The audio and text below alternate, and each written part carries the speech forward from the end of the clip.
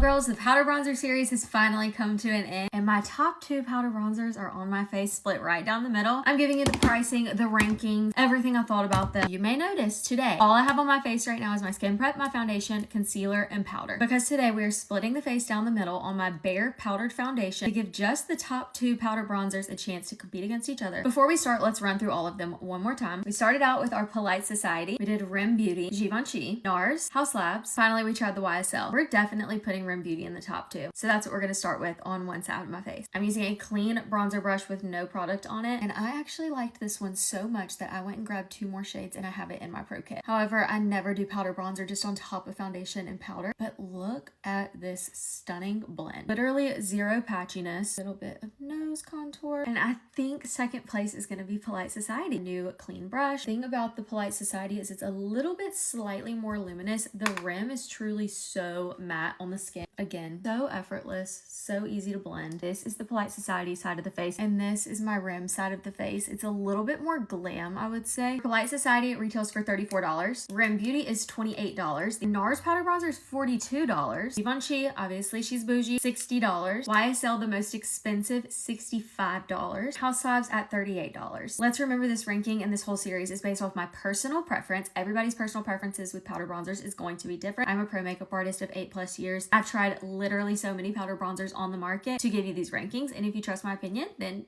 in 6th place, I'm knocking out first the NARS. For the price point and because these other ones are much better, she's last. I'm going to knock out Givenchy. It's beautiful. However, it's quite expensive. It also has a little bit too much luminosity for me, and it was a little bit too red toned for me in my shade. In 4th place, which 3rd and 4th were kind of tied, I'm going to put my YSL. This is the most stunning packaging I've ever seen. It feels so luxurious. A little bit dry for me. I also had to go back and pick up a second shade because shade 3 was way too yellow on me. Shade 4 is much better for me. It is more of a red tone, which I figured out I needed during this series, but it is extremely matte, and with my dry skin it was almost a little too matte.